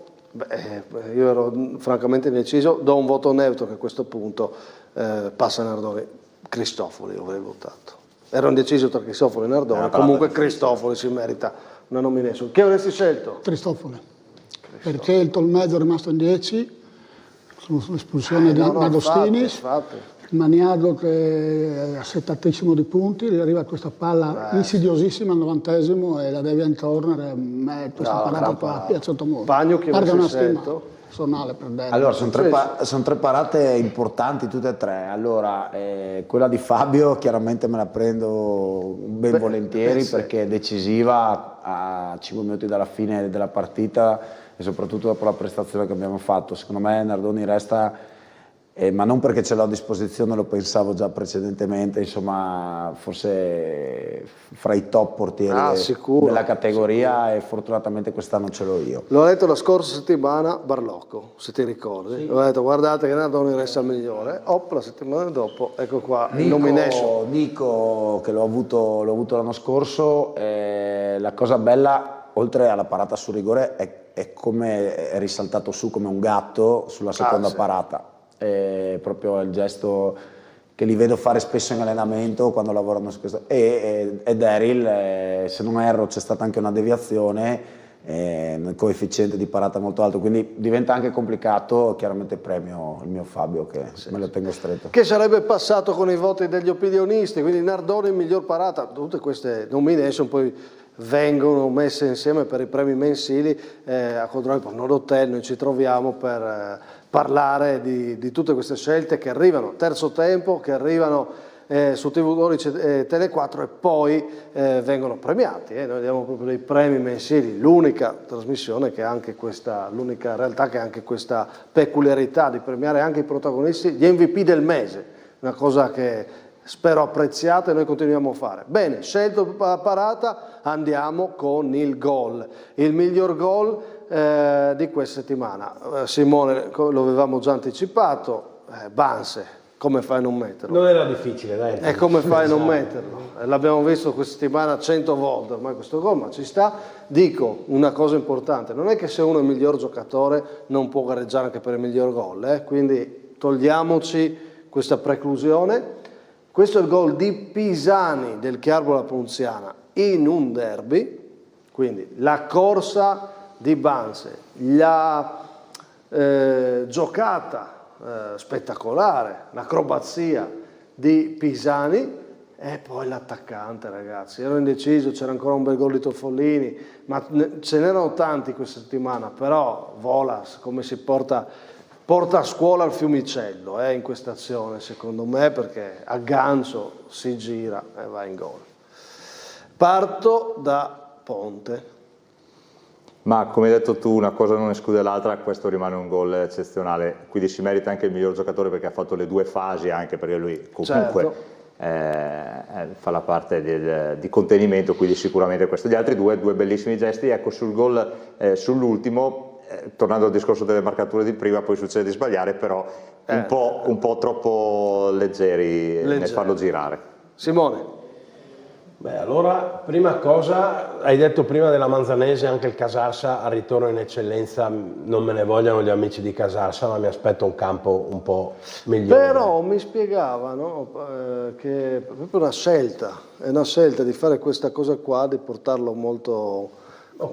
perché poi l'erba sia più forte. Sono varie spiegazioni tecniche di giardinaggio, comunque di gestione dei terreni, che farei ridere, però c'era una motivazione. Guarda che bello a Santa Croce che è sintetico invece. Sì. No, allora io dico che 3 bei gol, il gol di Banse, però lo ripeto, parte dal limite, l'ho rivisto bene adesso, dal limite della sua area di rigore.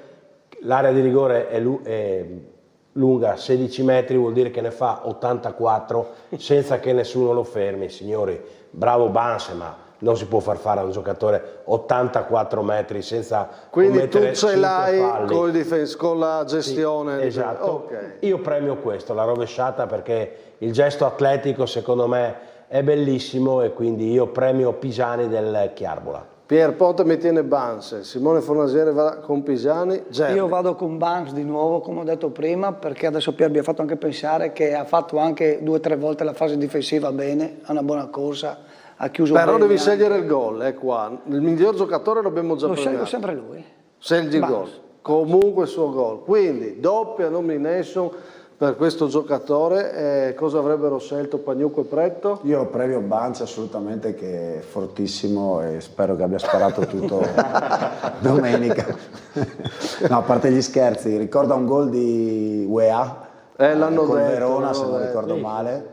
Era un po' più centrale, però che è partito anche lì da casa sua, è arrivato... Ok. Bene, dopo aver corso tutta la partita. Io Banci anche io. Anche, vabbè, dai, ha vinto, sì, dai, mi ha colpito, anche se sul gol magari mi piaceva anche premiare Pisani, no? Perché un gol in un derby, fai una rovesciata, era un ex, sicuramente meritava. Non hai voluto l'ebbrezza del tilt. Niente tilt, magari lo avremo nella puntata mensile, ce n'erano altri, abbiamo visto i gol di Zanardo con Alumignacco, Bello, sì, ho visto. C'erano altri gol, tiri da fuori, conclusioni da fuori molto interessanti. Anche Pordenone è uno carino, Facca da fuori. Sì, era dura, è stata una giornata bella, divertente e piena di giocate. E noi però adesso, prima di chiudere, vi devo dire che i dilettanti io ho scelto di chiamare questa trasmissione Terzo Tempo, perché a parte che era una prima idea, io ho condotto una trasmissione in Radio Studio Nord, ho dato questo nome, amico Chris Comelli, gli ho detto posso riportarla anche in TV, mi ha detto fai pure, e quindi mi piaceva, perché secondo me noi, chi meglio di noi fa il terzo tempo in Friuli Venezia Giulia, e continuare a discutere, magari anche litigare un po', tornare a parlare della giocata piena. Litigare e far la pace. A me il bagno è successo. Cioè, oggi sono qua ragazzi con Pierpaolo Ponte, scusate che vado via dall'inquadratura, con Pierpaolo Ponte che litigavamo tantissimo anni fa, e guarda adesso siamo qua, no? Perché poi il calcio crea rapporti, crea storie, e quindi non può mancare in una trasmissione seria, no? Un po' di chiosco. È tornato Magrini, è andato da Viano, domani speciale su questa partita con le interviste, conosceremo le società, cosa fanno, come lavorano, come operano, quindi domani alle 19:30 ogni settimana andiamo ad approfondire una squadra spaziando nelle categorie, però insomma un po' di chiosco lo vediamo. Quanto contano gli arrosticini ad Aviano, caro? Un ben 50%, se devo dirti la verità. E a Trecesimo invece che specialità fate al chiosco? La musica devastante. Ah sì? Sì, la musica... Che è Sorrentino DJ magari? Sì. Con un ottimo mister, no? Che avete? Chi? Come chi? Ma come no? Poco italiano. Poco italiano? Contano di più gli arrosticini o gli americani? Gli americani, c'è domandi? No. Do you want to speak in English? English, zero. È zero, allora di cosa parliamo qua? Albanese. Albanese purtroppo no, dovrei trovare un interprete. Devi studiare allora. Però l'americano è internazionale, quello. Gli arrosticini hanno vinto su tutto. Non c'è Trecesimo, non c'è Aviano, arrosticini 1, tutto il resto 0. Grandissimo, è vero. La felicità di Magrini a questa affermazione, no? E poi trasversali in ogni chiosco, cioè lui è felice qualunque sia la proposta. Devo inventarmi una rubrica legata a Magrini, tipo non so, un voto, qualcosa, se volete dare un premio, devo inventarmi qualcosina per come le nomination durante la puntata. Comunque ad Aviano abbiamo capito, paese molto legato agli americani, penso non a quelli di cui parlava Magrini, vince però l'arrosticino, pietanza molto importante, quindi forse anche un po' di fame adesso vista l'ora, avete già cenato. Anche quelli del Trecesimo mi sembra. Ma sì, dai. Se ci beccavi 1, 2, 1, 3, quando si perdeva non eravamo tanto contenti. No? No, non ti piaceva festeggiare? Per un po' di silenzio. Sì. Gerli non faceva tanto chiosco quando giocava, da allenatore se perdevo via. No, stavo, ma non è che ero non tanto brillante per va un bene. po' di tempo. Signori, grazie per questa puntata. Pino Pretto che vi segui da sempre, come ti è sembrata questa sera? Dai, abbiamo fatto un bel cambio, dai. Sì? Sì. Boh, va bene, importante che mi promuovi la trasmissione tu, io sono a posto. Sono felice per te. Va bene, ok, grazie a Pino Pretto. Grazie Presidente, grazie Michele Pagnucco, Grazie a te, Max. ci vediamo domani, Così daremo sembra. qualcosa al chiosco. Con Bance. Un bacio, va bene. Grazie a Jimbo Gerli, grazie a Simone Fornasiere, grazie per Paolo Ponte, grazie ragazzi in regia. Vi lascio con la storia di questa settimana, il ritorno in Serie D del Chions nell'anno del suo 50° anniversario. Quindi chiudiamo con questa storia raccontata da tutto campo, la mostriamo anche qua. Terzo tempo, ogni martedì alle 21:10 vi aspetto, vi lascio la storia del Chions e domani di nuovo insieme, ogni giorno 19:30, l'unica emittente che vi racconta i dilettanti ogni giorno. Buona visione con questa storia. Ciao. La stagione 2022-2023 coincide proprio con il 50° anniversario della società e l'eccellenza ritorna a essere un campionato unificato. Con una nuova consapevolezza, l'obiettivo ora è chiaro: il salto di categoria. Questa promozione l'abbiamo più cercata sicuramente dopo la retrocessione di 2 anni fa. L'anno scorso siamo partiti con un'idea nuova e con una ricerca nuova di questa categoria che abbiamo capito essere tanto bella. I primi pensieri della stagione erano sicuramente positivi perché venivamo già da un anno importante. La squadra ha dimostrato secondo me di avere un'identità, di essere protagonista. Siamo partiti come favoriti, non gli unici favoriti. Loro rispetto alle altre giocavano meglio. Il Chios è forte, però non c'è niente di scontato. L'andata non riesce mai a prendere il primato. C'è un sorprendente Tamai che chiude campione d'inverno, parte male il 2023, a gennaio viene sconfitto ai supplementari in finale di Coppa Italia dal Brian Lignano e poi perde male a Fagagna, rimontato da 2-0. Si chiude con un 3-2 per i rossoneri. Abbiamo sbagliato completamente la gara. Quella è stata l'unica partita dove sono rimasto un po' deluso da me perché non ho saputo magari leggere la gara. Chios, che succede? Possiamo dire che il 2023 è deludente? Se dobbiamo parlare di queste prestazioni qua, sicuramente sì. Però poi ci siamo ricompattati. Il martedì stesso io ho detto: ragazzi, chiusa la parentesi, guardiamo avanti.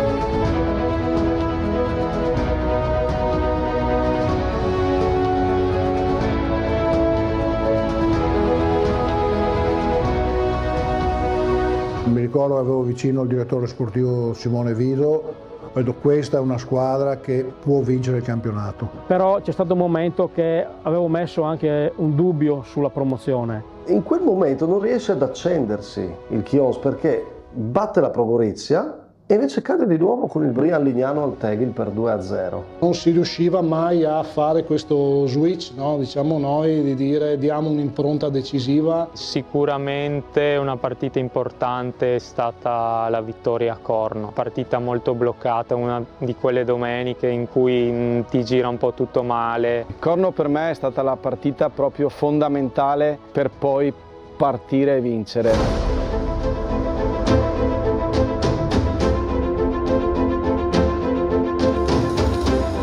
Abbiamo vinto al 93esimo, gol di De Anna su un mio assist.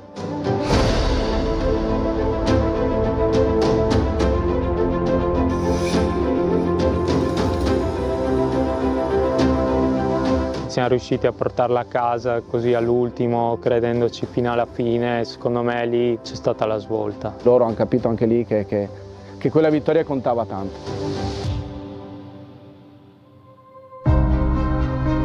Quello che mi ha fatto, diciamo, svanire il dubbio è stata la partita col Tamai a Tamai. Quella partita lì, secondo me, abbiamo dimostrato una forza incredibile e da lì ho capito che solo noi potevamo perdere questo campionato qua. Mentalmente proprio i ragazzi lì hanno capito di essere più forti. Porta a casa una vittoria decisiva e da lì poi il Chions non si ferma più.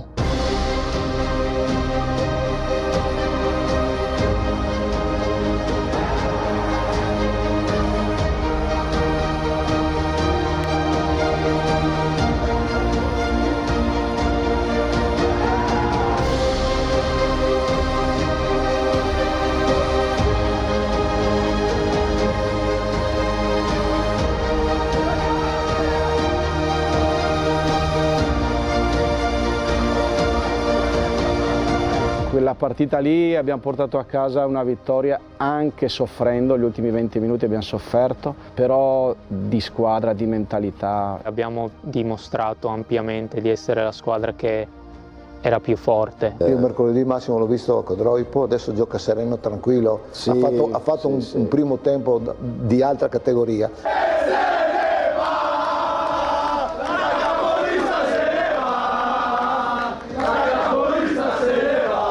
Abbiamo anche discusso cosa non andava all'inizio andata al Chions, però poi pian piano 1-0, 1-0, 2-0, 2-0.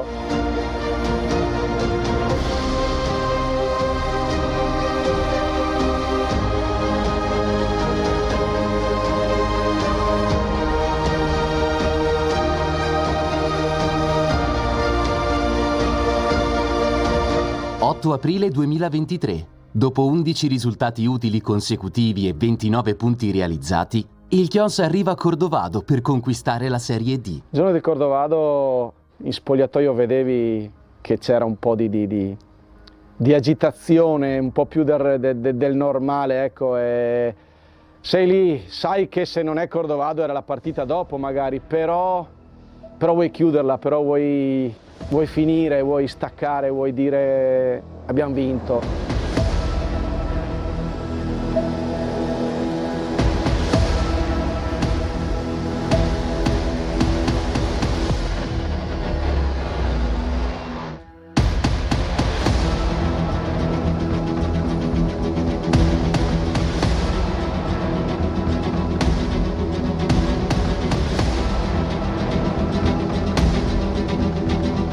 De Anna salta l'uomo, 2 contro 4, pallone a Valenta dal limite, lascia Bolgan che se la porta sul destro, Chions 1, Spal Cordovado 0 e potrebbe essere questo il gol che vale la Serie D e il gol è firmato Fabricio Bolgan.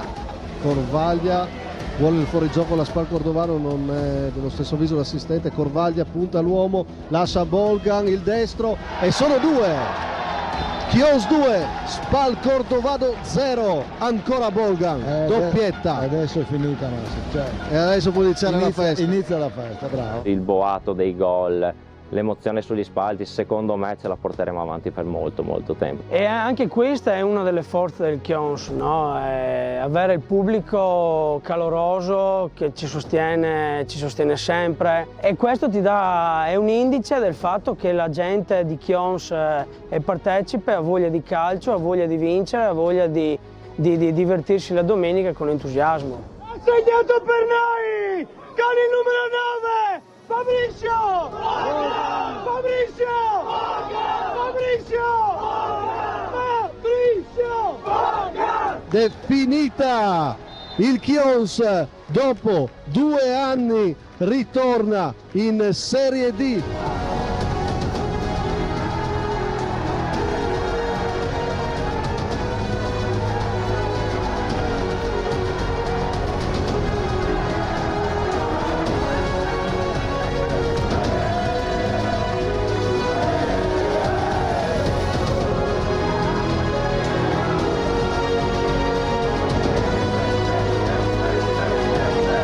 Ma poi alla fine chi gioca bene, chi ha una rosa così ampia vince. E il Chions aveva una squadra forte. Tosoni in porta come fuori quota, sicuramente uno dei portieri garanzia della categoria. Ma poi De Anna davanti, un motorino, giocatore veramente incredibile. E poi il Chions ha avuto sempre, in ogni sua epoca, dei giocatori simbolo per estro, qualità, carisma. Se pensiamo alle ultime 3 grandi promozioni, i grandi 10, De Pandis, Dimas e in questa stagione Valenta, nettamente il giocatore più forte dell'eccellenza in Friuli Venezia Giulia. Dire Valenta è sicuramente il numero 1, però accompagnato dagli altri 21-22 che hanno sorretto questo percorso. È una promozione meritata, fatta di grandi giocate, ma c'è ancora un obiettivo: alzare il trofeo del campionato vincendo le ultime 3 partite, a partire dalla sfida con il San Luigi. Siamo primi, avete dimostrato di essere i più forti, in assoluto e quindi finiamo da campioni rispettando tutto e tutti, ma l'obiettivo nostro, mio, vostro è di far 9 punti e di chiudere a 88. C'era la Coppa d'Alzare, non volevo perdere, ecco. Poi sapevo che la partita era un po' così, era una festa, però le feste vanno sempre concluse in maniera positiva e quindi dovevamo perlomeno non perdere. Non ho potuto dire niente, non dovevo dire niente ragazzi, perché hanno fatto una cavalcata devastante. Comunque chiude con 85 punti in classifica, a più 10 dal Tamai, seconda, a più 18 dalle terze. Numeri che parlano chiaro. Però al di là dei numeri, a me piacciono le storie. Quando viene consegnata la Coppa dell'Eccellenza, l'alza al cielo il capitano Vittore, che 10 anni prima, ragazzino, vedeva suo papà portare il Chioso in Eccellenza. Dopo 10 anni essere di nuovo qua con la fascia da capitano, alzare una Coppa così importante, bello, veramente emozionante. Lasciare il segno che 50 anni dopo la nascita di questa società ci sia la vittoria di un campionato di eccellenza in questo modo qua è veramente una cosa che dà grande soddisfazione per me, ma per tutti poi la gente del paese, del comune. C'è stata veramente una manifestazione d'affetto importante e questo fa enormemente piacere. Quindi la mia vita è Chions. Il Chions onora i suoi 50 anni con il ritorno in Serie D. Una vittoria da condividere con quel paese unito dall'amore e dall'impegno per la polisportiva. Una storia di squadra lunga 50 anni. Una strada percorsa insieme, in cui, come insegna il tecnico uruguaiano Oscar Washington Tabarez, il cammino è la ricompensa.